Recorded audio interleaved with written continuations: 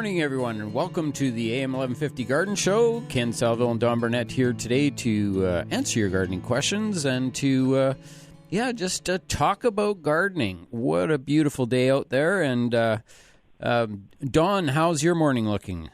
My morning is looking great, Ken. I'm in my office today because I'm working on projects, but I am happy to join you this morning. And we're going to have a good day. I mean, the gardening day is fantastic. People should be out in the garden. If they're not, we better go talk to them. Yeah, well, they should for sure bring their radio with them so they can listen to the show and phone in. A cell phone and a radio, away you go. You're good to get out in the garden. But super weather, and this is the big weekend, really. I think as far as gardening goes, Don? This is traditionally the weekend to get things in. I think we're out of the glue, Ken. I've been monitoring the weather very, very closely, and we're now approaching that 8 to 10 degrees Celsius overnight. And my buddy Sal Caruso has been using his thermometer to measure soil temperature. Right. And he's saying that the soil temperature is in that 17 degrees now at his place, because what happens is, of course, it warms up in the daytime and then it maintains its heat. So, but he's saying the best soil temperature for tomatoes is around that 22. Wow. So anyway, I guess we should do the tips and plants. You betcha. Tips of the week. Me first? You first, Don. Okay. My tip of the week is when planting your tubs and baskets, it's wise to remove the old potting soil from the top 6 or 8 inches or so and replace it with fresh stuff. It's kind of tired, but don't throw that soil out. Keep it for other uses, such as potting up plants and things that are good and strong. You don't want to start seedlings in it, but it's certainly good to keep. Or even just incorporate it into the garden beds.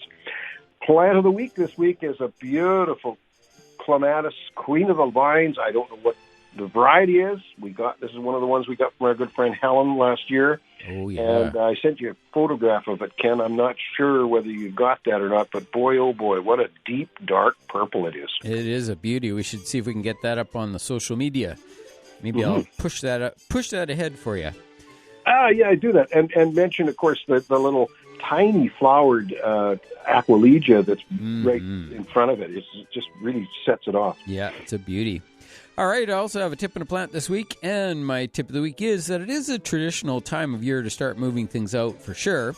And the one thing that you want to just think about a little bit is just getting those plants, if they're going from inside to outside, whether it's a tropical plant or a bedding plant or whatever, is always move them into that shady location or some dappled light.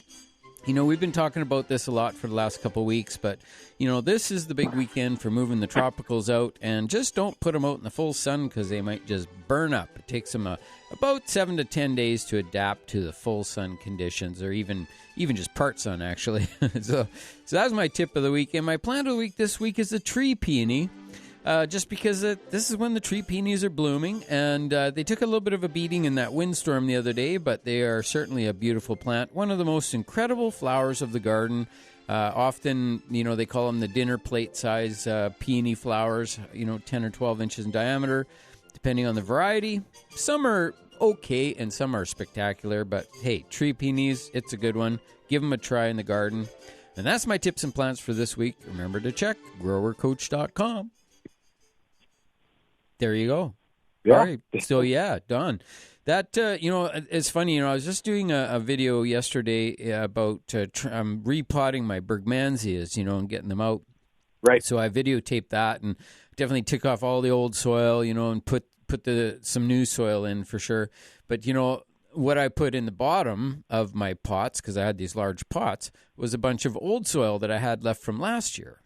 Right. And so I recycled that and put that in the bottom of the pot and then put the plant in, and then I filled around the tops and the sides with some fresh soil. So, like you say, there's a lot of uses for that used potting soil. Oh, yeah. And the Bergmansia is one plant that's pretty tough. It doesn't have a tendency for root disease and things like that. So, well, it looks like we've got our first caller, Ken. All righty. We do. Ariel. Good morning, Ariel.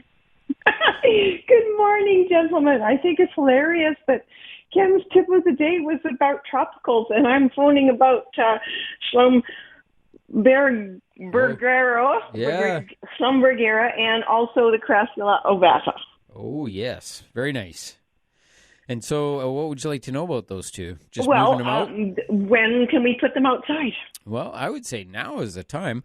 I already have some of my jade plants moved out, which I just moved out in the last week. And the Schlumbergias or the Christmas cactus, they can go out any time now as well. And Don, what do you think? I think, like you were saying, I don't think there's going to be any frost. Well, Ariel, you're relatively close to the lake. You've got a really nice spot there. And I think, like myself, I've got all my tropicals out, including some of the real tender ones. I've got them out. I've actually had them out for about 3 weeks now, and they're doing fine. There's a couple of precious ones like my Opercula cassia or Caria decaria, the Jabili plant from Madagascar. I don't take chances with that baby. It's in the greenhouse still. Mm-hmm. So listen, I have a white Christmas cactus, white blossomed, and it's got like blooms on it. So should I keep that inside for a while? Well, it's fine outside. It's fine outside. Merry Christmas. Yeah, there you go. No, this is the third time it's bloomed. Yeah. Well, they really, what I always say about when a plant is doing its thing and you're enjoying it is that sometimes if you do move them, that can be the end of that. They'll sometimes drop their flowers. Sometimes they'll keep them. But just because it's in bloom, you want to put it somewhere where it's prominent and you can see it. So, if moving it outside is right beside where you sit and you get to enjoy those blooms outside, then that's awesome, So I would just say wherever you're going to be spending most of your time, that's where I would keep it. Totally awesome, thank you. And my waging war against the aphids finally stopped. Oh, There's no more. But what a mess they left that hellebores. Oh. Yeah, that's the way it goes sometimes. The hellebores, it's hit and miss. I don't know how many hellebores I have, but about 8 or so, and some of them will have a bad year, and some of them have a good year, and some are covered in aphids, and some are not, and so it's just kind of random. Do you think it'll come back? Oh, the plant will be fine, sure, yeah. Oh, okay, all right. Well, thank you very much, gentlemen. Okay, good luck. Have a good day. Thank you. Bye. Bye-bye.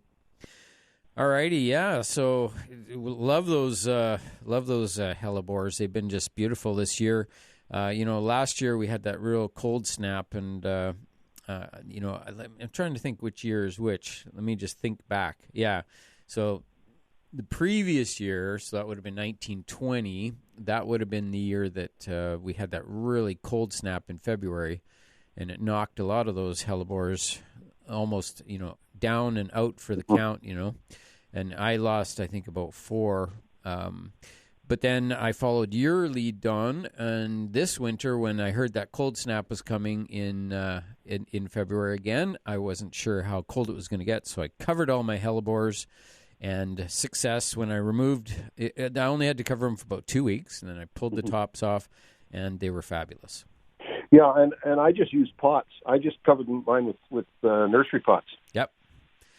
Yeah, it worked quite well. Yeah, I had I had one was a cardboard box, one of them was a nursery pot, one of them, whatever I could find to throw over them, and it really works. It's really amazing. Well, Ariel was having trouble with her aphids. Yep. And I was having terrible trouble with whitefly in the greenhouse. Ken, I can't say enough about sticky boards, yellow sticky boards, and how well they work for whitefly. The interesting thing, too, is that I've got so many sticky boards in the greenhouse, almost like Christmas decorations, but I always worry, am I going to trap some beneficials? And, I bet you there might be 1 or 2 insects other than whiteflies on those sticky boards. Every other insect on there is a whitefly. Yeah, it's amazing how certain insects are attracted to certain colors. And in the greenhouse, the yellow sticky trap is the general rule of thumb, and it does really help you monitor populations of insects for sure. You bet. We used to do that in the big greenhouses, and we had sticky boards. I just don't think we put enough of them up because I've got sticky boards, just a mass of sticky boards in this greenhouse, and I'm really capturing whitefly. We didn't have the same success in the big greenhouses, it seems. Yeah, I'm wondering if we were putting them up more for just for monitoring or for actually population reduction, because I think I think a little of each, but mainly monitoring, I guess. Yeah, and for you, it's working great as a population management, so that's really good. Yeah, and where did you get your sticky yellow traps? I got them at Buckerfields. Oh, there you go. So they came as a prepackaged unit. Yeah, they're prepackaged. They're about 4 inches wide and about 8 or 9 inches long, and they have a little hole. And just a word of a little tip here. They are sticky, but each end has a strip that's no sticky. Oh, I'm in there picking tomatoes, and I reach in to pick a tomato, and my arm, I got a bit of hair, not too much, but I got some hair on my arm, and the hair gets stuck to the sticky board. It's really quite something. They're really sticky. Yeah, and that's like a Tanglefoot product, right? It's not. I don't know. I know you can make your own sticky boards by using that the Tanglefoot product. The spray. Yeah, we used to do that in the greenhouse. Now, here's the trick in the greenhouse, and I guess we've got to take a short break here pretty quickly here. Here's the trick: is you have your sticky boards right close to the plants, and with the tomatoes, you go in and you shake the plants. Right. The white fly flies off the plants and goes right to the sticky board. Yeah. And then you can monitor those leaves where they flew from, and you might see the little nymphs on there, and you can just give them a little brush with your thumb, and that's it for them. So you can really do a good population management just by physically. Amber, are we going to take that call, or are we going to take a short break? Yeah, we're going to take a short break there, Don. So, Bob, hang on, and we'll get back to you in just a moment. So we'll be back with more AM 1150 Garden Show.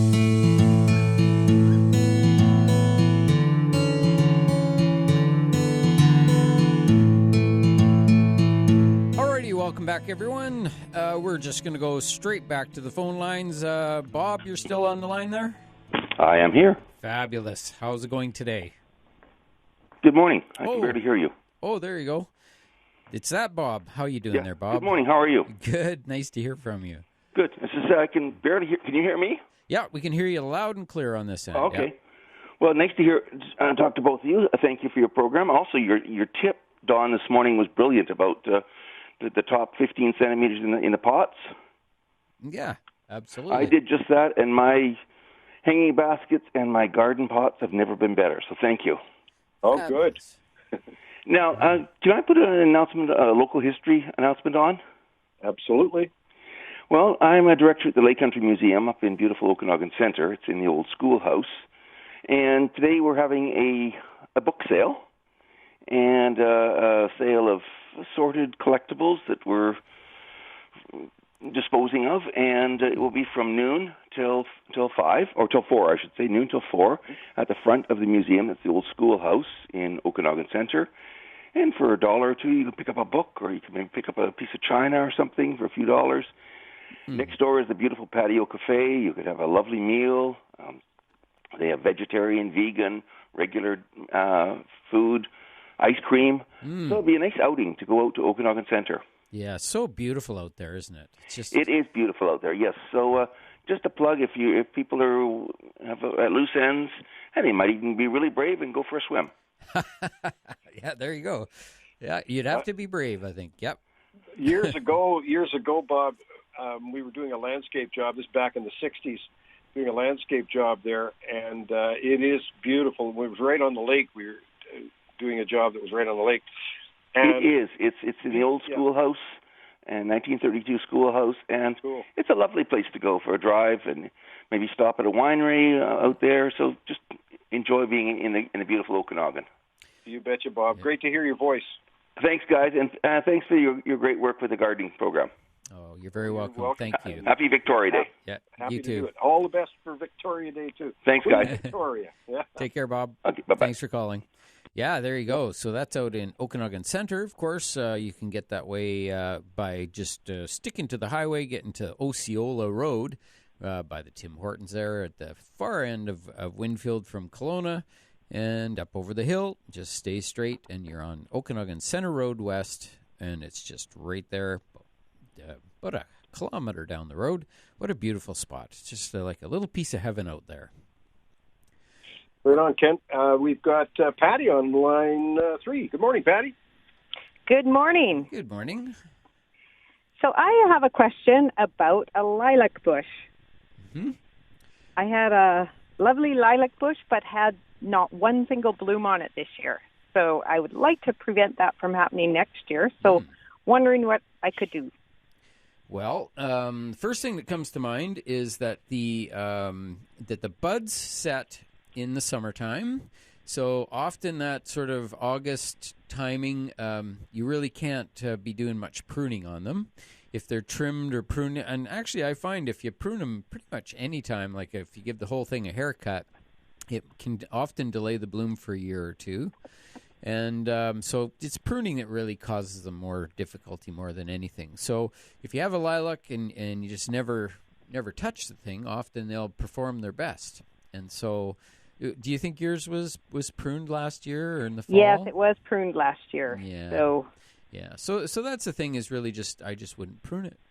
Simple as that. So when I do large cane plants like that, like a large shrub, I just do selective removal of branches to achieve the shape I want, so that I'm always leaving everything that I leave behind is got its natural branch tips and everything, so it always blooms normally. So it's that sort of trimming the tips off that cause some difficulty. But Don, do you have anything to add to that? Well, I think you're absolutely right, Ken. It's mainly in the pruning with lilacs. They're fairly reliable bloomers, but they produce their bloom on last year's shoots, on last year's growth, and so if you prune them in the spring before they bloom, you're going to end up cutting the bloom off. And possibly what's happened is that lilac got pruned late in the season last year, and that would cut the bloom off. Mm-hmm. Okay, well, that's helpful. We'll leave it alone this year then. Perfect. Okay, Patty, thanks so much for the call. All right, thank you. All right, good luck. Bye-bye.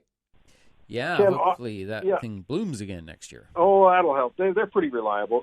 Ken, a lot of folks will ask over the years, do I prune? How do I prune my clematis, and when do I prune it? Mm-hmm.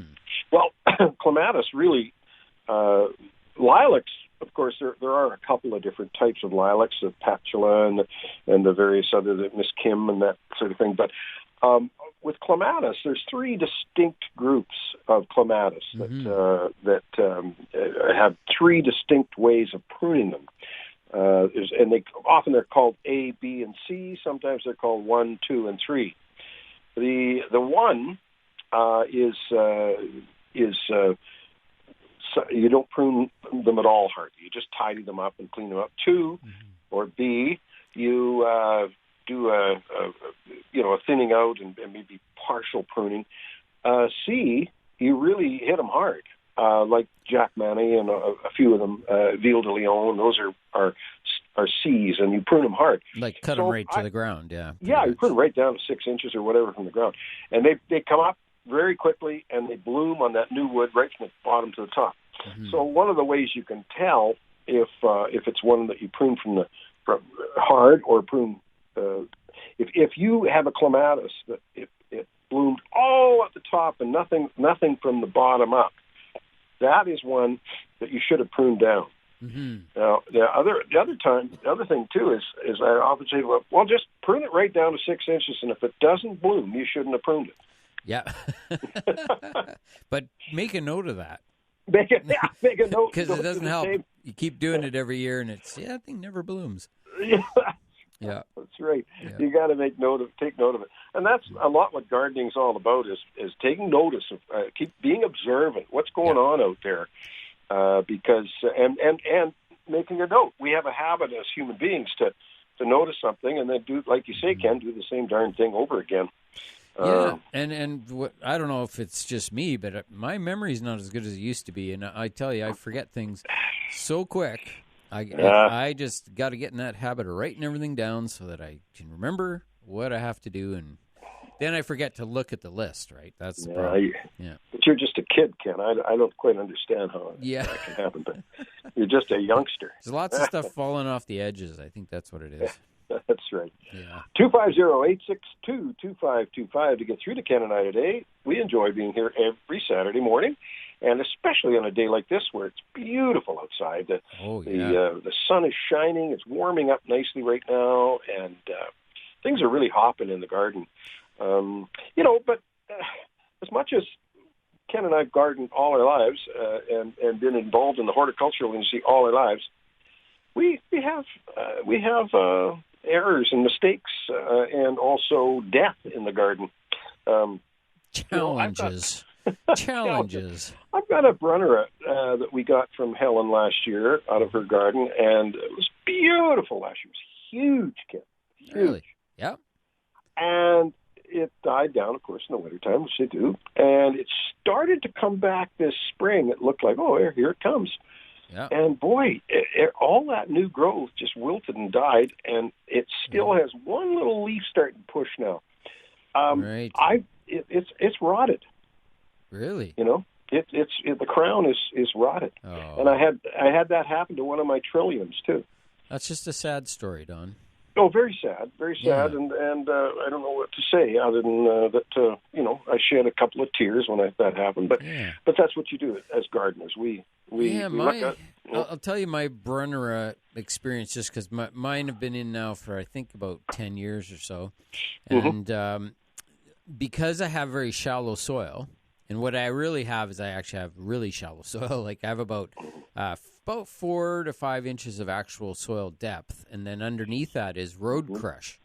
Because what we had to do is we had to regrade our yard to allow for water to stay away from the building, right? So we literally regraded the entire yard, and then afterwards we thought, let's put a bed in here. So then we just piled soil on top of the road crush. So it's interesting that some plants are really, really actually like those conditions, but not so much the Burnett. The Burnett comes up and it does its thing and it looks pretty good as long as we're like watering it quite a bit. Like already this year, it's completely wilted, like flat, and I come along and give it a soak of water, and then it perks back up and it's doing its thing again. But, I'm just trying to think, I don't think I've seen any bloom on it this year, but it's not really happy. I think it needs to be divided, dug up, and maybe put somewhere where the soil's a little deeper, I think. Yeah. Well, as I say, there's successes and failures, no matter how long you've gardened and whatever. And that's what the garden show is all about, is to share information. Nothing is perfect, but we certainly help people, and they help us in our conversations. It's just like, as I say, very often I'll say, it's just like chatting over the back fence with your neighbor about their garden and what's going on and whatnot. Oh, I got a big experiment going on, Ken. Oh, good. Well, a couple. I'm always experimenting. Probably got lots, yeah. Yeah. You know what? And it was an experiment because I just didn't get around to pruning my kiwis this year. Right. They are just so massive, and I'm going to just shear them like a hedge. Oh, there you go. Because next year I want to really start press the restart button and get right in there and do our thing, like really take it back and start training it properly, and that's going to be a chore for next year. But this year I'm just going to trim it like a hedge. Ken, it looks like we're going to have to take a short break. We've got Dan Bruce waiting to talk to us when we come back with more AM 1150 Garden Show.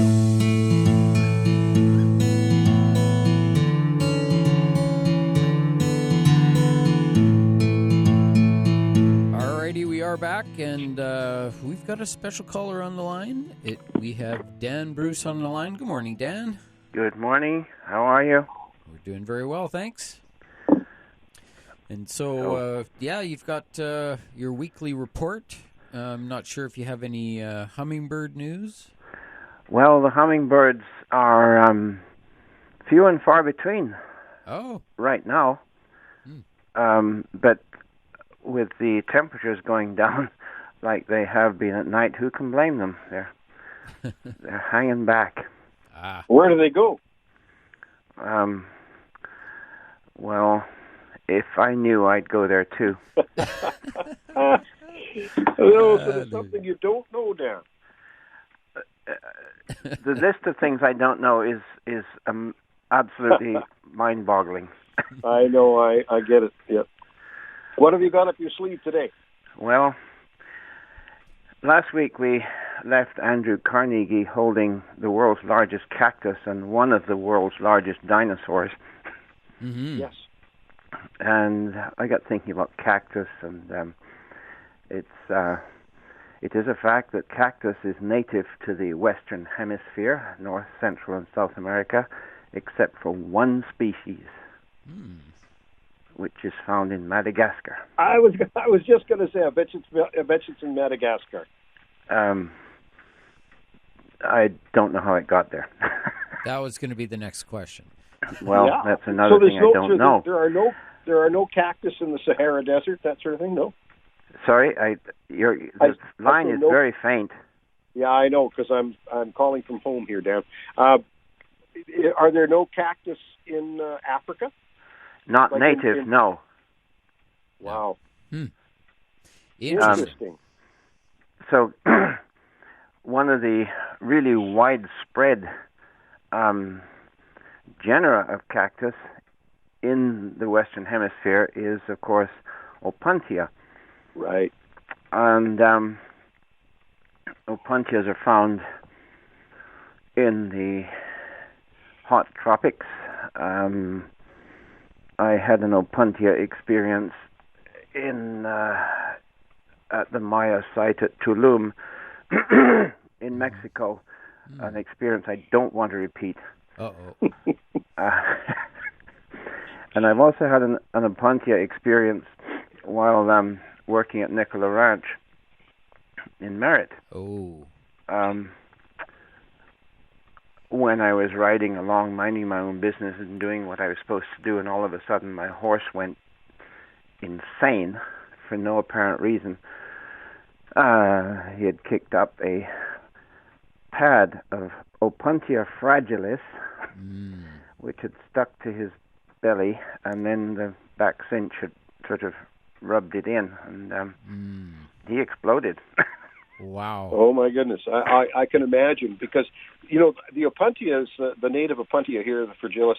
It has a tiny, I've looked at it under a microscope, and there is a tiny, tiny hook at the end of each thorn, each spike, or what do you call those? Needles or whatever. And it's so tiny. It's like a crochet hook. Yep. And it also is sharp enough to penetrate and then hook in just like a fish hook would. And it is also, I believe they must have some kind of a toxin or something on it, because when I've been pricked by the Opuntia, it's not just like getting pricked with a needle or something. It's like a sting. Yes, it's a very good defense. People tend to avoid messing with it, which is the whole point of having the spines. Mm-hmm. But there's something else about Opuntia. From the earliest times in Europe, people are fascinated by the color red, and we're always looking for means of making red dye to color fabric. And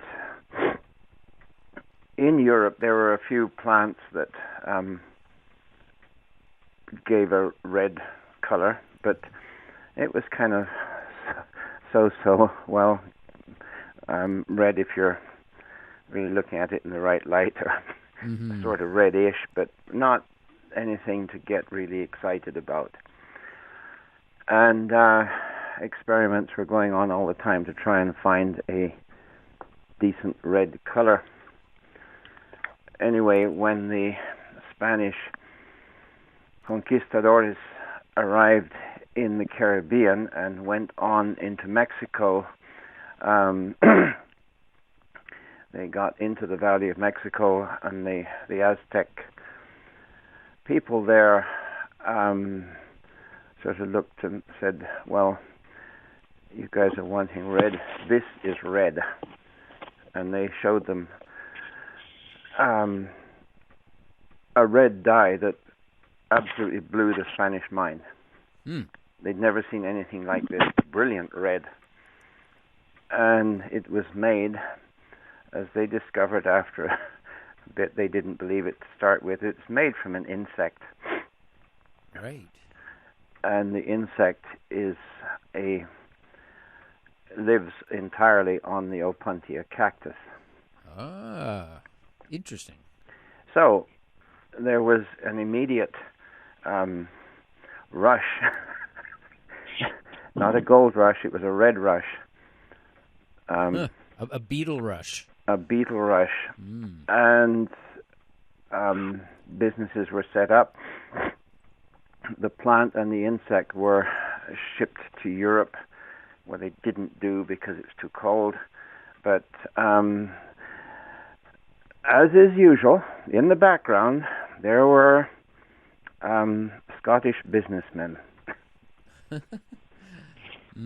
Robert Pullar of Perth was one of the great dye makers in Scotland.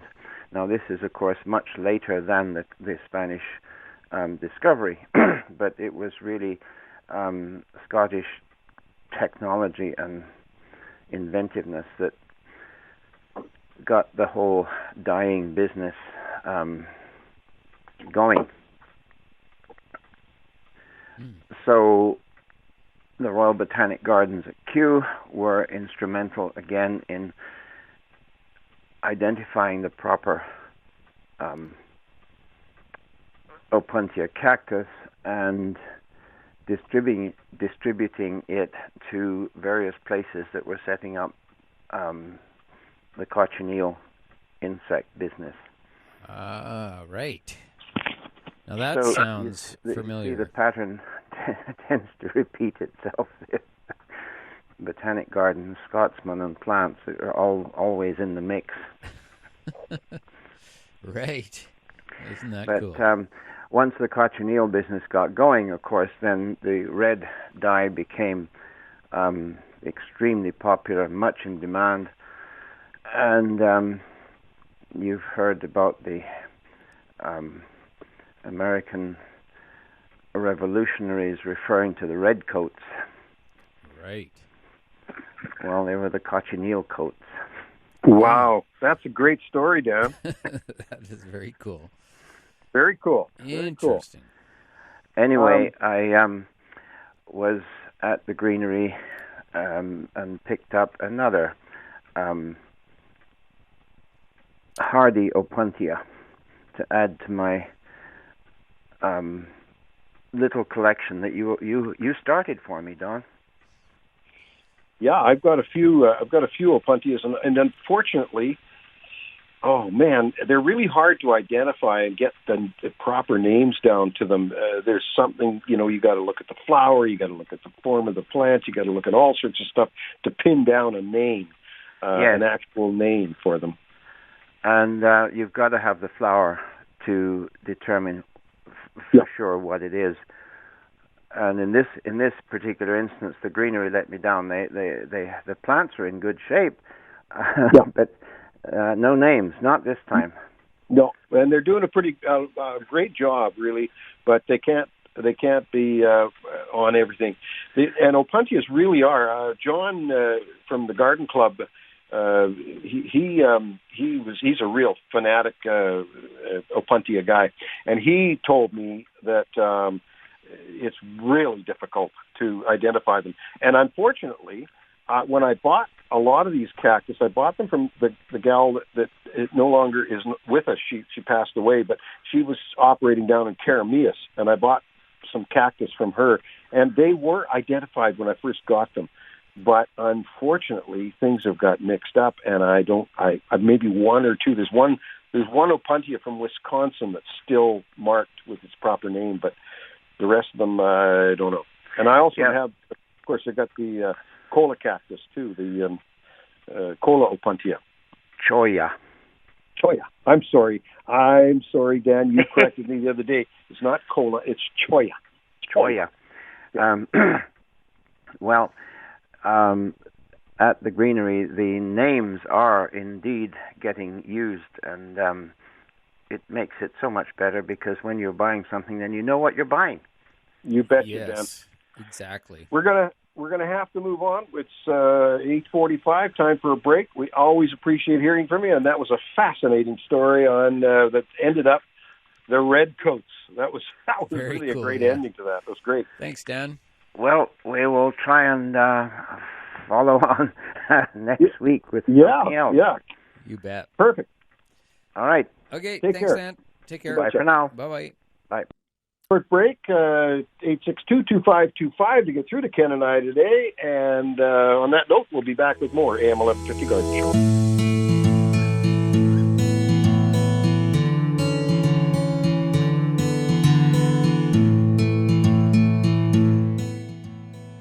Alrighty, welcome back, everyone, to the AM 1150 Garden Show, 862-2525. That's 250-862-2525. Any gardening questions at all, give us a call today, and we'll do our best to help you out and get you going in the right direction. And, Don, what else is new and interesting? Well, I just sent you some pictures of what's going on in the garden. I'm just so happy this year to have these extra residents in my garden, our garden, that we were so honored to be able to get from Helen last year when she was moving out of her yard, and we got all these beautiful plants.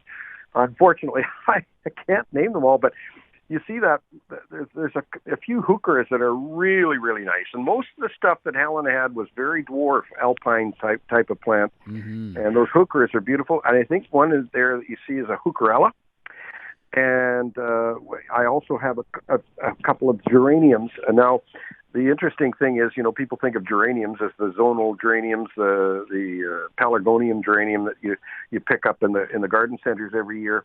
But the geranium has a perennial side to it, too, and that is the various perennial geraniums.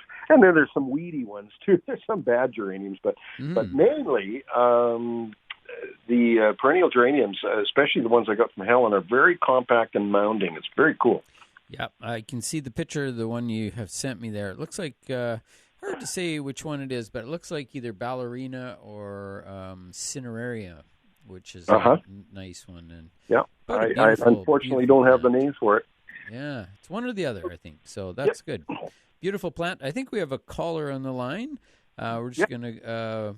Linda. Yeah, there you go. Morning, Linda. Hi, Phyllis. Hi. I'm calling. When do I start putting the aluminum sulfate on my hydrangeas, and how often? I have put it on the past, just when the buds for the flowers start to form. And they'll turn blue, but then I find after a bit they start to turn darker brown or tan again. So what am I doing wrong? Well, you just have to maintain that. You have to keep reapplying. The aluminum sulfite only lasts for a short period of time. It works almost instantly, but it just doesn't maintain very well. So two things. I like to put just a very small amount of the pelletized sulfur down to maintain an acid environment, and then apply that aluminum sulfate about every 3 weeks right through the season, starting immediately in spring as soon as the leaves start moving. Oh, okay. So, start that fast, early. Okay. Yeah, and it's interesting that it's the acid soil conditions allow the aluminum to be absorbed, and sulfur is acidic, and the aluminum is what makes the flower blue. So when you're using aluminum sulfate, it's the perfect mixture, but you have to sustain the acidity, and that's where just a little bit of the pelletized sulfur around the plant will help to acidify it, and that should give you an extended blue. I don't know if you want to add anything, Don? Or? Well, I think you pretty well hit all the marks there, Ken. In Kelowna or in the Okanagan, because of our very chalky alkaline soil, we have trouble growing blue hydrangeas because they demand that acid. They try and turn pink, and they get an ugly, not ugly, but brownish tinge to them, and so that's the blue varieties. You can't turn a pink one blue because the pink ones want to be pink. And if they down the coast, because of the acidity down there, they find that the pink ones aren't as vibrant as they have to add lime to the pink ones to sweeten the soil up. Otherwise, the pink ones try and turn blue down there. But here, we have no problem with the pink ones. They're just pink as all get out, Mm-hmm. Oh, tell me again the name of the stuff I put down first. Sorry. Oh, was it the pelletized sulfur? Oh, pelletized sulfur. Okay. Yeah, and there's a couple different brand names, but I think if you ask for it, they will, direct you to the best product available for that. Okay. Yeah. Okay, great. Thanks, guys. Okay, thanks for calling. Thanks for the call. Bye-bye. Bye-bye. All right, and we have another caller on the line. We have Eric on the line. Good morning, Eric. Good morning, Don and Ken. How are you Just today? got a question regarding grass. We got a couple of places that are just like cement. We got sprinklers right beside that, but it doesn't grow. Yeah, so it's compacted soil. Yeah, it's we put like fertilizer on the whole bit right beside it. It's all green, and one little patch is like it's like cement. Like if I try to put a shovel in there, it doesn't come on. You try. The best way of getting rid of that, put some more sand or peat moss on there. Well, I think Don's thinking the same thing I am. I'm thinking potato fork, but what do you think, Don? You can punch holes and aerate it there with a potato fork. The key thing, of course, was because it's always the same year all the time, same place. Okay, well, there could be something else playing a role. If I stick a potato fork in and I kind of aerate it a bit down to about 4 or 6 inches deep and kind of go over that area a bit, and I'm going to take some of the soil that comes up and have a look at it, and I'm looking for white powdery substance. Okay. If you get white powdery substance in that soil, it's probably a fungus disorder that's living there. And maybe, Don, you can add to that the fungus situation. Well, right, and you need good water penetration, and sometimes drainage. Without that on penetration, it just stays on top, and it you were breaking up on my cell phone here, Eric. So were you talking some fairy ring, Ken? Well, it's hard to say. I think it could be a fusarium patch, or it could be there's really a number of things. But maybe, Eric, if you could maybe give that a try when you go out and aerate it, and if you do find that white powdery substance in the soil from underneath, then that just right away, regardless of which type of fungus it is, we know it's a fungus. Fungus type thing, yeah. So that's your number one. And then if you don't find it, well then the aeration itself, getting down underneath it and cracking the soil a little bit, and then sprinkling just a little bit of compost on that and trying reseeding that. Put more seed on maybe too? Yeah, put the seed on, and remember to patch it with a piece of burlap over top, and scratch that in, and keep it. You have to keep it continuously moist. Exactly. Yeah, for about 10 days. So yeah. All right. Eric, thank you for the call. We're going to have to take one more call before the break, so we'll say goodbye. But thank you very much. Thanks a lot. Thanks, Eric. Bye-bye. Okay. Bye-bye. All right, and we have Wayne. Good morning, Wayne. Yes, good morning. Can you hear me? We can hear you. Okay, yeah, you kind of faded out there. Last year we got some soil, Sun Grow, I believe. Don recommended it. And just wondering if he knows where we can get any of that this year. Grower Supply. Okay, well, we just phoned them, and they don't have any. But, so I guess we'll have to try some of the other places. Is there anything else? A lot of the cannabis supply stores have it, and I believe the garden centers would carry Sun Grow. Yeah, you just have to phone around. Sunshine. Yeah, phone around first and see what comes up. Yeah. But we'll use either the Sunshine Mix or the Sun Grow, whichever we can get our hands on. That's for potting, right? For pots, right? Yes. Planters. Yeah. So we liked it so much last year. We thought we'd try it again this year. So yeah, I think a lot of things are selling out this year, but there should be secondary shipments arriving anytime now. So I would just get on the phone and make some calls. We'll try that. Thank you very much. All right. Thanks for calling. Bye now. Bye-bye. All righty. So we are going to take a break just in another minute or so. And Don, I don't know if there's anything else you want to add in regards to the soil availability. It seems like lots of things are selling out this year. Well, yeah, and that mix is really good. I'm disappointed if Growers is out because I need a couple more bales. Yeah. And, so I may be in the same boat as Wayne. So I'm going to start phoning around on Monday, of course. Yep, you bet. Yeah, so we often do have that recommendation to buy the soil in big bales whenever possible, just because it's so much more cost effective. And it's generally the companies that build or that provide large bales of soil, they usually have really good quality soil too. So there's several companies that do supply that. The HP company is one of them, and of course Fisons, which is the Sunshine Mix, and SunGrow, and there's probably a couple other ones as well. So generally, if it comes in a large bale, it's probably a good bet that it's not a bad, it's pretty good quality soil. So it would be worth a try for sure. Alrighty, so we are coming up to the 9 o'clock break. We really do appreciate you tuning in today. Remember to write this number down, 250-862-2525, and we'll be back with more AM 1150 Gurge.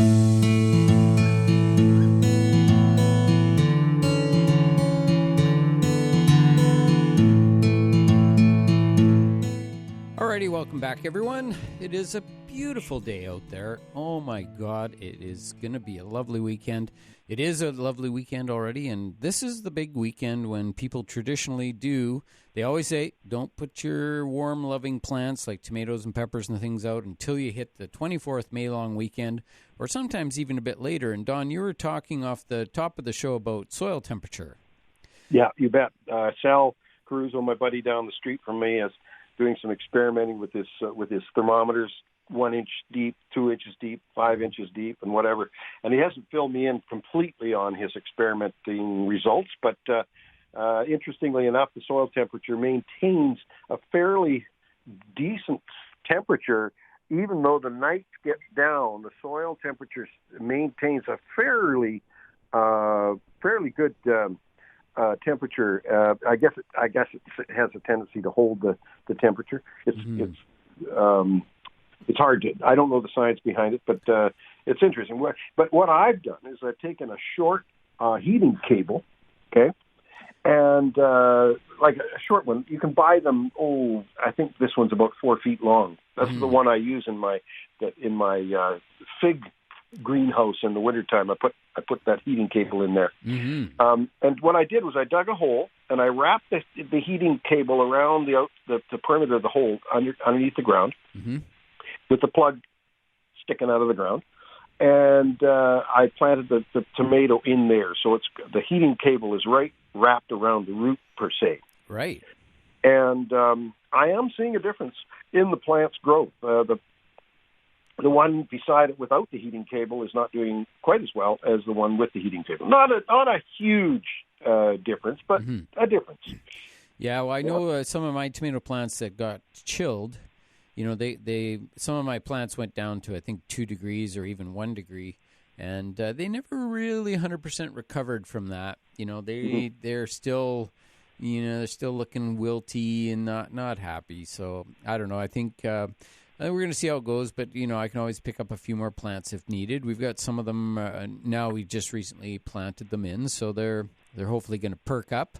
But, they just sort of stay in this permanent state of sort of sadness.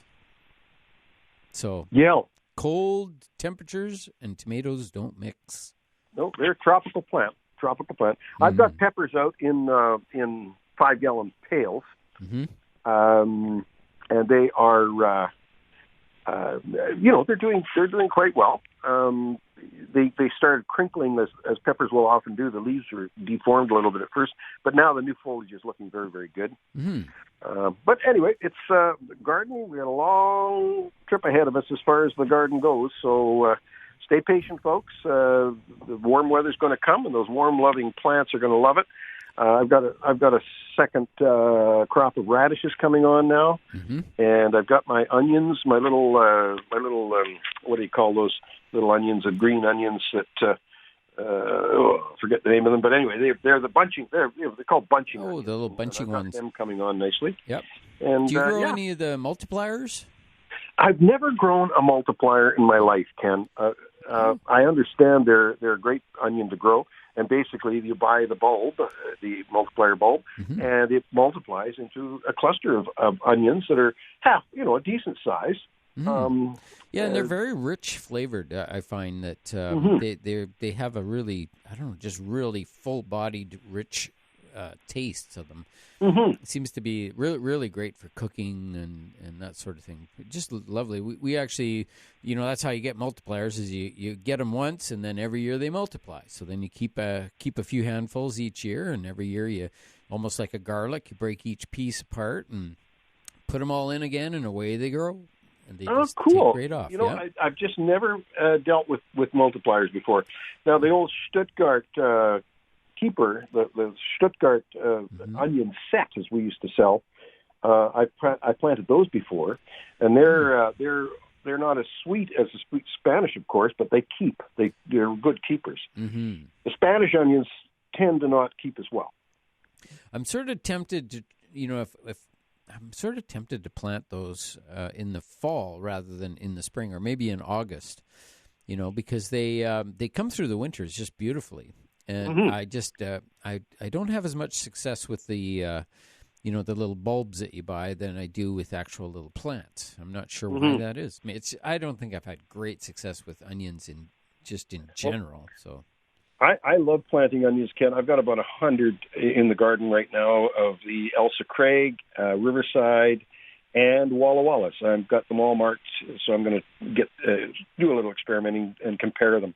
We've got a caller asking when to fertilize your perennials and with what. And Ken, you're the perennial expert. Yeah, well, I don't like to overfeed them. So, but plants are in these two categories. One type of plant is predominantly grown for its flowers, and one type of plant is predominantly grown for its foliage. So if a plant like a hosta or even like rhubarb, that sort of thing, plants that are grown for their leaves, they need a lot of nitrogen. So they can be fed right away out of the gate, and you can add, actual fertilizer itself. Most perennials that are flowering, they don't need that much food supply. So what we usually do is we just mulch with a beautiful compost of some sort. And the compost is just the ideal fertilizer because it's got sort of a wide range of different nutrients in it, and it's just kind of gentle feeding and continuous. So, that generally works pretty well, I would say for perennials. That's my preference, is really not to really hit them too much with actual fertilizers, but just use compost. But again, foliage plants, they just need whatever you can give them, and actual fertilizers work really well on them. So there you go. All right. Yeah, and Ken, to be honest, I rarely feed, if any, fertilizer on my perennials. I use composted mulch around my plants, and that seems to be all they really need in my yard. Certainly, the big feed demand is in your containers. That's because you're watering and leaching that soil out all the time. Those are the plants that really need the food. Yeah, it's one thing growing plants in pots compared to growing plants in the ground. There's just really not much you can compare with. It's quite almost like a different planet in the way they grow. And just because they just don't have that unlimited space to grow their roots, they're all confined into this very small area. And, if they start running out of food or water or whatever, they can't just grow roots over into an area where there's more nutrient or more water availability. So it's really a bit of a trick. And that's why we always recommend to use quality potting soils when you're planting plants in pots, because the soils are actually scientifically designed to hold a lot of water and a lot of air and nutrients all at the same time. And so the quality potting soil is really the way to go. If you take earth out of the ground and put it into a pot, it sort of works, but it really does keep the plant sort of at the slowest rate of growth almost possible. So it's just an awareness thing that when it comes to growing plants in pots, it's all about porosity. So the spaces in between the particles that hold the moisture, hold the oxygen, and actually, hold the nutrient as well. So it's all these things that are really make a really good potting soil. So when you grow in the ground, there's all kinds of great things going on there, but it's just a different world in the ground. Just the way it goes. It's two different methodologies there, Ken. Absolutely. And as a matter of fact, the soil is so important. Back in the day, we used to use topsoil in our bedding plant productions. Dad would mix peat moss with it, and he'd mix perlite with it and everything. But even so, the topsoil, the regular garden soil, was not conducive to good plant growth in containers. And once we started learning that and getting into the soilless mixes in our containers and our bedding plant production, it was like revolutionary for us. And when I was a child, a youngster, one of my first jobs that Dad got me to do was to chop up old clay pots with a hammer. Interestingly enough, I mean, I'm just saying, I would do that with no goggles on, no protective lenses. I would just bang away with my hammer and the clay pots and break them into small bits and pieces. And then he would use those in the bottom of pots for what he classified as drainage. So what it did was it created a sweet spot for the roots to go into. So they were in the main, that heavy soil we used to use, and then down at the bottom there was a sweet spot where they were able to get some air. Yeah. Nowadays we don't need to do that because of the soils are so open and airy anyway. Yeah, they just said they have the formula figured out. It's been, and you know, it hasn't been that long, at least in my years. Really, I can remember when you know, they were talking about the sort of revolution of potting soils, and I'm sure it was just back in the 80s when they were really, you know, nailing it down and finding out this whole thing with porosity and how important it was, and but not just having the air spaces, but actually having the water holding capacity. So just a wonderful thing. And now we're able to grow plants in pots and have success. But we are in a hot spot here in the sunny Okanagan. Anywhere in the Okanagan, it's very hot. In the summertime, it dries out. And the plants in pots, it's a challenge. And the smaller the pot is, you know, the more water, more often it needs water. And I would see even large pots, once the plants get a fair size, by the time you hit into July, you're watering about at least twice a day, and sometimes even 3 times a day in those, depending how hot it is. And the small pots, it's even more. Like, how do you keep a plant alive when it's in a tiny little pot? You know, I guess if you're there all the time, every day, as soon as you see it starting to wilt, you give it a good soak and hope for the best. But so, number one, use really good quality potting soil. That's just the number one thing you need to do when it comes to growing plants in hot locations. You bet. Well, I think it's time we took a break, Ken. Yep, you bet. All right, well, we'll do that. 862-2525 to get through to us today, and give us a call so we can answer your gardening questions, and we'll be back right after these messages with more AM 1150 Garden Show.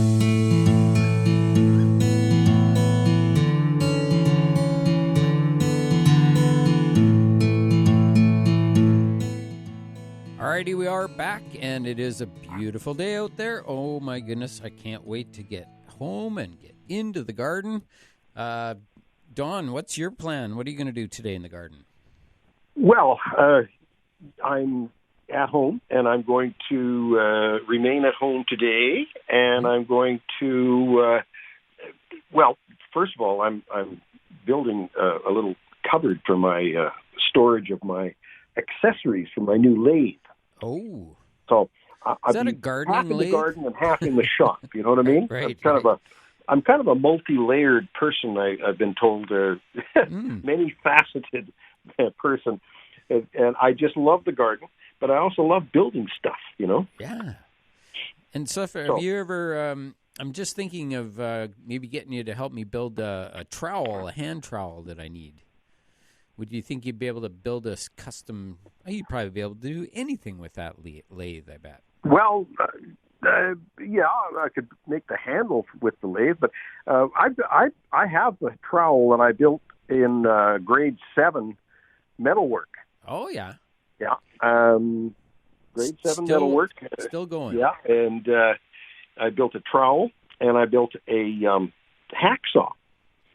But unfortunately, that hacksaw, I used that hacksaw for years and years and years. Mm-hmm. And somehow, when we closed the business and sold property, somehow that's one of the things that went missing in the process. I don't know how it got missing, but it got missing. And the other thing that was missing, too, on that note, Ken, when you make a big move, quite often that's what happens. Things go missing.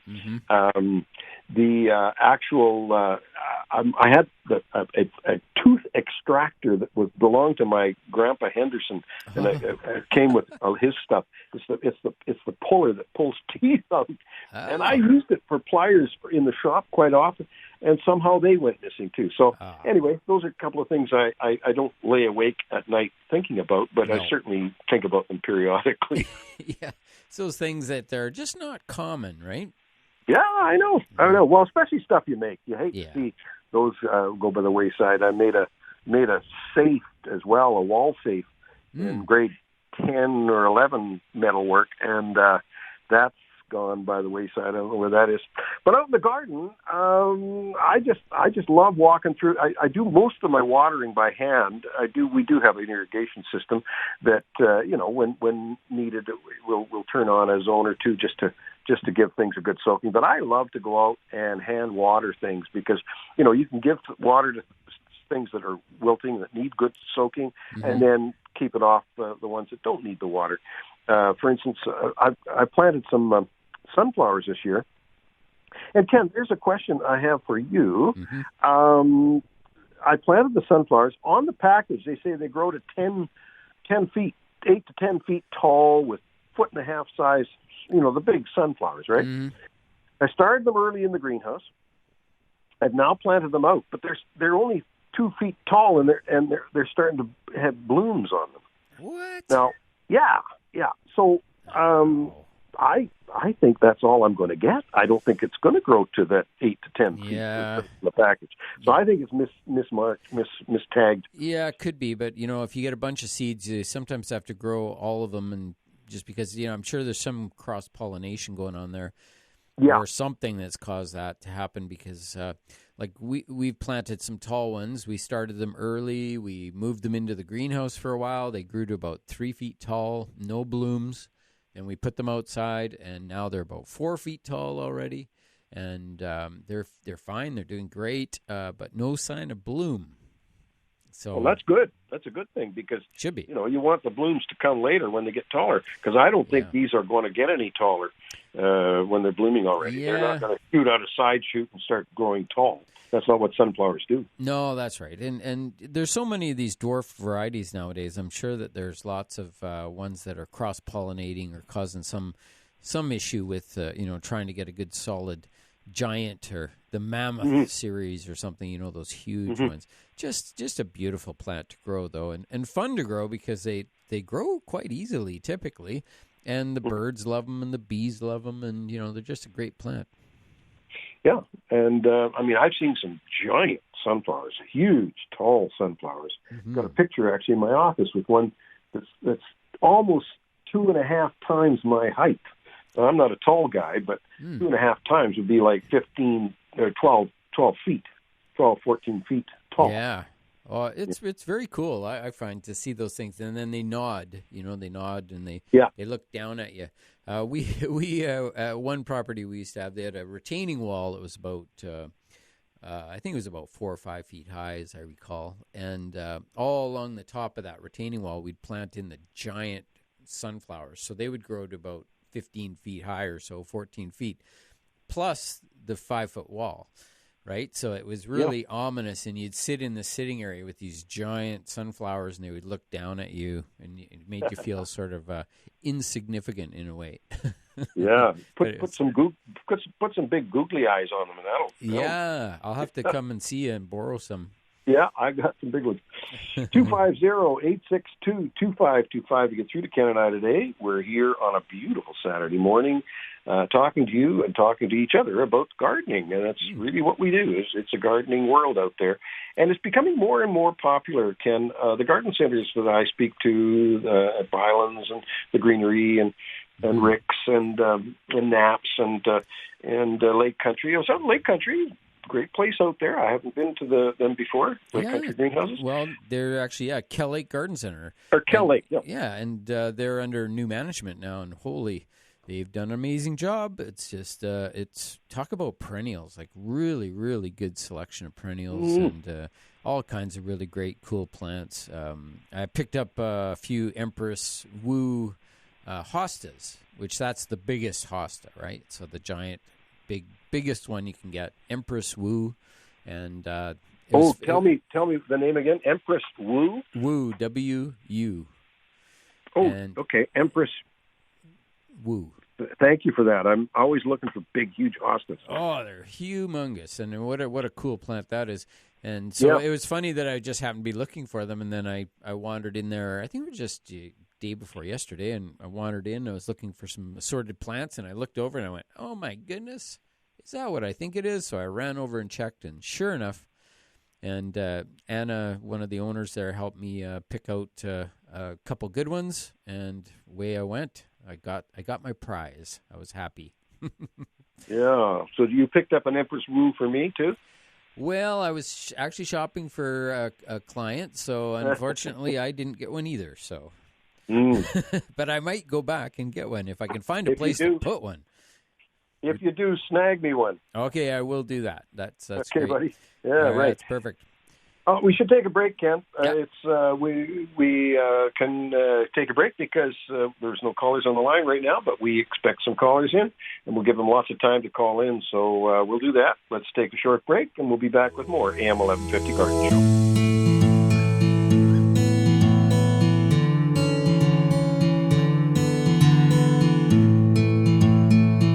Alrighty, we are back, and it is a glorious day. And Don, you're excited about getting out in the garden, I bet. And are your cucumbers growing still? Are they doing okay? Did you get them out? Yeah. Okay. Yeah, your Carmen cucumbers. Yeah. Well, unless you call in next Saturday for sure. Okay? Don's on another line. Perfect. All right, so there you go. So Don's world-famous Carmen cucumbers are always worth chatting about. I always like to talk to him about that and try to get one from him each year. There's different varieties of long English cucumber that are available, and I always like to try at least a couple, but I still like the old-fashioned straight 8 cucumber, which is a good one, and we're just on that verge. This is now warm enough to actually plant those plants out. But that soil thermometer is the ultimate answer. So if you're in an area that maybe is a little bit shadier, or if it's in an area a little bit higher altitude, it's really handy to have a soil thermometer so you can go out and check the temperature. Because you kind of want to be in that sort of around 20 degrees in the upper, say, 6 inches of soil. That's sort of where you want to be. I think that 17 degree or whatever, a little bit deeper down is probably okay. But if you're in a higher altitude, you might not even be there yet. So for the cucumbers, are you there, Don? I am back. I was just on the phone to our good friend Charlie Hodge. Oh, there you go. Just a giant of a man, like me, a little diminutive in physical stature. However, a giant of a man. And we're talking about his book launch coming up at Mosaic next week. Oh, we're cool. Very excited to help him with that because he put a lot of effort into this book, and I think it's worthwhile. Now, I don't know. I did read some about it in his Capital News article, which I think is something people should go to and read. But we're going to have Charlie come on the air next Saturday and talk about his book launch. I don't know too many authors, so I'm always honored to talk to Charlie. He's written a few books, and he does a great job. He's a great author. I guess we've got some caller. We've got Henry on the line here. You bet. Hello, Henry. How are you? I'm good. Yourself? Doing pretty well, thanks. Good. Two questions. You had somebody call you about some soil and garden with a garden fork, and if you find some white powder, parts of the soil. Mm-hmm. It was some kind of a disease or something you called it. How do you cure that, or what do you do with that? Well, there may not be a cure for it, unfortunately, but at least you can learn that you do have a fungus disease, and it's really important to understand that whenever you're trying to control diseases. it's like the human body when people use antibiotics, which are used for bacteria to try to kill a virus, it just doesn't work. So in this case, if we have a fungus in the lawn and we're trying to kill an insect, it wouldn't work either. So as soon as you see that white mycelium in the soil, you know it's a fungus. We may not know exactly which disease it is, but at least you know that direction. And then at that point, generally, maybe, Don, you can add some more about fungus diseases in the lawn, but usually you would have to involve a spray company to come in and see if they could knock it down a bit. And Ken, the black diamond peat that we brought in for many years and still use it. It's a great product. Mm-hmm. You'll often find some white crystalline substance in that too, and that's not a fungus. That's more some salts or whatever. So, you have to discern what that white material is to make sure. If it is a fungal problem, that's often difficult to control. The mycelium of the fairy ring mushroom will also show up white. But it's Henry, it's something to identify first. Like Ken has always said, let's identify the problem before we really start giving too much advice on it, because you want to make sure you got the right thing going on. I see. I just noticed that it's kind of crumbly. Is it in the lawn? Little pockets of crumbly. The soil got white crumbly. So be aware that all soils do have certain types of fungus in them, and they're beneficial, so they're often good fungus. It's just that if you had a lawn and the lawn had a big dead patch, and then you dig that up and it's got white, then that's the symptom that's a problem. If it was in my vegetable garden, or as Don was saying, even if you have this beautiful compost product, it's full of mycelium, so it's got lots of white in it, and that's because it's a fungus that's eating the compost and turning it into nutrients for your plants. So you have to see a problem first. If you don't see a problem, no problem. No problem. Again, the second question was cucumbers. I had some cucumbers that I started from seed, and then I started putting them outside like a couple of weeks ago for a little bit, and then so the first two leaves on the cucumber they turned quite bleached in color, and when they started getting their second leaves, so I planted them outside.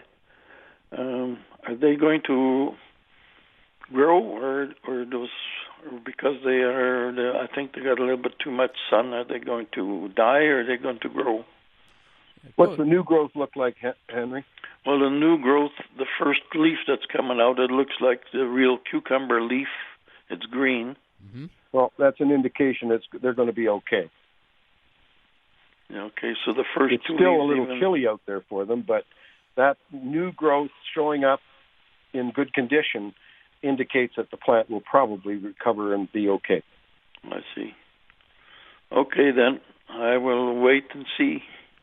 Yep. There you go. Should be okay. Thanks. All right. Yeah, Thanks, thank you very much. Yeah, thanks for calling. Thanks, Henry. Bye-bye. Yeah. Bye-bye.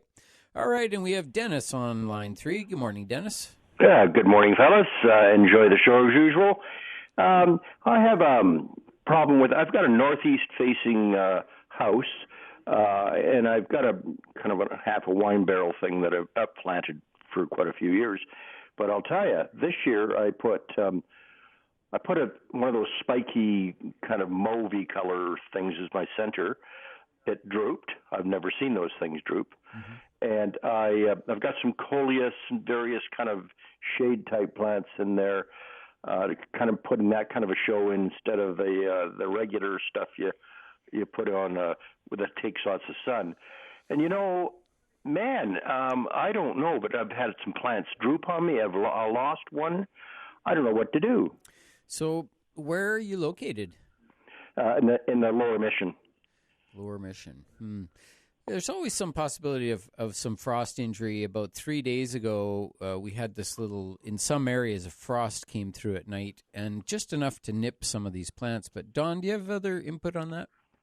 Well, I'll tell Don knows where I live, so yeah. Oh, perfect. I'll tell you what. I just went upstairs to get a coffee, and I didn't quite get the question. I apologize, Dennis. Well, that's okay, Don. You need a coffee once in a while, you know. I do. You can't slave out there in the greenhouse. Without a coffee. Actually, Don, it's Dennis, and I was I live out in the South Mission there, and I've got a northeast facing house, as you maybe remember it. Yes, I do remember your home. Yes. Yeah, and so anyway, I've got this half wine barrel and planted shady plants like coleus and other types. I got them from the greenery and tried to get something that that would be kind of a theme there. And I also put one of those spiky mauvey type things in there, and the darn things some of them were starting to droop on me. I don't know if it was the cold. Ken thinks it could have been some frost. Don't know what to do. Did you put some new fresh soil in there, or was it the last year's soil? Well, it was last year's soil, I'll admit, but I do put fertilizer and some bone meal in. But I didn't put I've got some. I kind of mixed up some compost soil that I bought, plus some regular soil, and I find that works fairly good. With new potting soil. But this planter, I think I didn't do it. I think Dennis, I think you should exhume one. Yep. And do a search and look at the roots carefully and closely to see if there's any root disease. It's sounding to me like some root disease, and it could be some leftover pathogens from last year's soil and a plant in there, the cold weather, maybe a little bit of overwatering, and bingo, you get root disease. And if you water a plant and it doesn't pop back, that means the root's not functioning. Okay. Mm-hmm. So have a look there. I've got a feeling you may have that issue. And if you do, your best bet is to remove the top. That was my tip of the week. Remove the top 6 or 8 inches of soil. Okay. Put fresh soil in there. Shall I save the plants or replant? Well, it depends on what the roots look like, Dennis. Yeah, okay. Responding, because coleus, once they get we lost a couple of coleus this year already too, and I looked at the roots and they were definitely had some disease on them. Okay. Okay, that's my chore. Okay. There you go. Right. Enjoy the show as usual. And your coffee, Don. We appreciate your call very much. Okay, guys. Take care. Thanks, Bye-bye. Dennis. Take care. Bye-bye. All right, there you go. My old story. Here's root disease, rhizoctonia, pythium, all this. Here's my story I've told before. But when I came back from playing in the rock and roll band in 1972, I came back, and that Christmas, Dad, and at that time, I think we might have grown 1,000 poinsettias. Right. Maybe 1,000, maybe not even that many. And in old number 2 greenhouse. And Dad had already, by the time I got home, it was well into October, and the poinsettia crop had started. And he said, I want you to look after the poinsettias. So I went in there, sight unseen. I didn't know really too much about growing poinsettias. We were growing in that old soil that we had. Remember the old, like we mentioned before, the garden soil. Yep. And soon after I started watching them, I watered them, and they were starting to look wilty. So I gave them more water, and they got more wilty. And so in those days, we had a place down on Spall Road. It was the government or agricultural department there. Yep. And I went down and I spoke to a gentleman there and took him a plant. He pulled out a book by Pascal P. Pironi, The Plant Diseases in Ornamentals. Yep. I still have the book. I know the book. Bought it. Yeah, and in those days, I paid $60 for a book. Ooh. And anyway, that's where I learned about rhizoctonia. I learned about soil and how it had to be open and porous. And, we didn't save the crop. So we had a real bad year that year. We had to buy poinsettias in. But I sure learned a lot from that mistake. Yeah. And that's all about root rot. Yeah, and it tells you something also about recycling old soil. like we talk about not throwing it out and keeping it, on hand for different uses. And like you were saying, some robust plants that are good.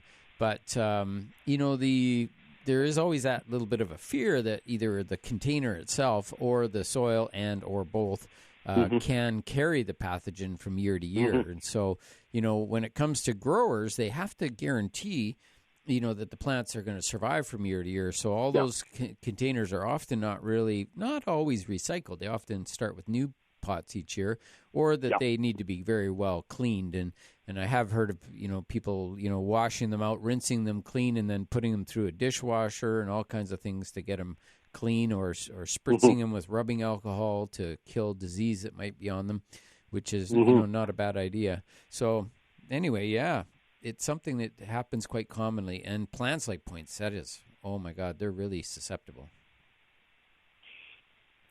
There are certain plants that are more susceptible to the problem than others. Yeah, in particular, that poinsettia is one that, as we know, we used to use all kinds of different products just as a preventative, at least early on. And then once the plants took a foothold and got healthy, then they would typically do quite well.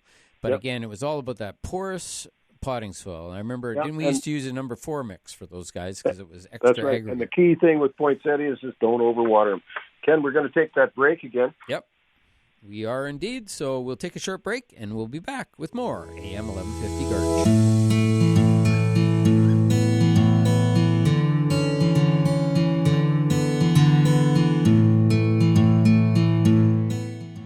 Alrighty, we are back, and it is a glorious day here in the Okanagan, and we welcome you all to the show, and we are just anxious to hear your gardening questions.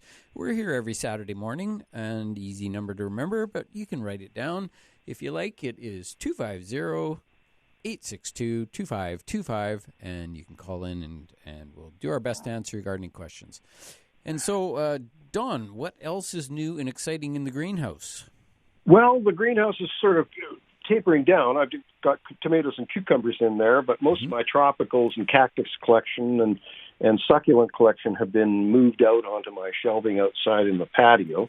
Right. So it's quite a jungle outside now. Some of the plants are getting awfully big. I got a huge pineapple plant, and I'm just hoping it's going to bloom this year or produce a fruit this year. It's well into its 3rd year, and it should. It's a huge plant. I also have a beautiful Bocarnia, the ponytail palm. It's really getting big. Got lots of, the problem, of course, these things do get big. And when you're in the tropics, of course, you don't have to harbor them for the winter. But here, if they get too darn big, they're going to, become too big to get into the greenhouse. My jacaranda, for instance, I prune it right back and get it back. But in Australia and the tropical areas of the world, jacaranda is a big, huge tree. Yeah, we've got a caller, Ken, and I think we should go to the lines. Yeah, you betcha. Donna, you're on line 1. Welcome to the show. Good morning. Can you just tell me again what the name of the greenhouse was in Lake Country? Oh, and yes. Where is it? It's Kell Lake Greenhouse. And they are on Shanks Road. So if you go up off Glenmore Road, Glenmore comes off the main highway. Yeah. And you either way you go, it's within a short distance of where it comes onto the highway. There you'll see a sign. There's actually 2 nurseries on that same little road. And so I'm sure they're both worth a visit. But Kell Lake is down at the end, and they've got the little bigger selection of products there. Okay, yeah, you are hard to hear. And then I've got a couple of questions either for you or for Dawn. A friend of mine lives up in the Caribou, and she was wondering when her plum tree comes out into leaf, it's covered in aphids, and she wants to know what to do with it. Yeah, it sounds like a dormant oil treatment is required. Dormant oil? Dormant oil, yeah. So like dormant, when plants go dormant for the winter. Right. Then we apply dormant oil over the winter months, and that usually is done, it could be still done now, I'm sure, where she is at.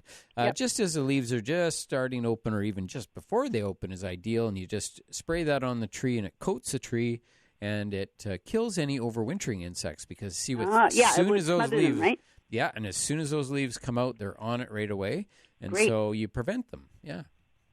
Works Good. well. And say, later on in the season, her dill, like when the heads are on and everything, is covered with aphids. Mm-hmm. Yeah, you just have to eat them, unfortunately. It's kind of difficult with dill because it grows so fast. So you shear it off, and then it grows back, and you shear it off, and it grows back. So that's what I would be doing with those, just because you don't really want to be spraying stuff onto the dill. It's just so, if you're using it for fresh application, it's kind of hard to try. Actually, I couldn't hear you. I should be listening to the radio. Oh, sorry about that. Yeah, sometimes it doesn't come through very loud for the callers. Okay. Sorry about that. Okay. Maybe I'll just email Don and ask him what to do, and he can send it to me on the email. Sure. You bet. That'll work. Good. Awesome. Okay. Okay, thanks for calling. Thank you. Yep. Okay. Yep, Bye-bye. bye. There you go, yeah. Yeah, that's the thing with some fresh herbs. It's kind of hard to, if you get insects on them, you just have to wash them. That's what I do. I just wash them. If you can wash off the little aphids, I mean, literally, I think an aphid, when they talk about aphids, I always think, they are what they eat. So they're kind of like little blobs of dill, if you think of them that way. But I would just wash it, and then it's fine, yeah. Don't have to spray to kill them or anything. But you can use, like that netting insect mesh is a nice way to prevent insects from getting onto your vegetables. And you just can cover the entire bed, or even have like an onion sack little bag that goes over top of plants. That works really well as well. So, yeah, just prevent them from going on. That's the one thing to do for sure. All right, Don. Well, we're approaching the end of the show, but we have a couple other things I'm sure we need to talk about. I was going to just mention again about our YouTube channel that we're always putting up new stuff on the channel. This weekend, as soon as I can, I'll get you to send me a picture of your Bergmansia there, Don. Your beautiful one you had last year, and you sent me a picture of it, and then I seem to have misplaced it. But if you could email me a picture of that lovely plant, it was so beautiful with your masses of blooms on that thing. Yeah, I will. That's a beauty. It's a yellow, and it got so big.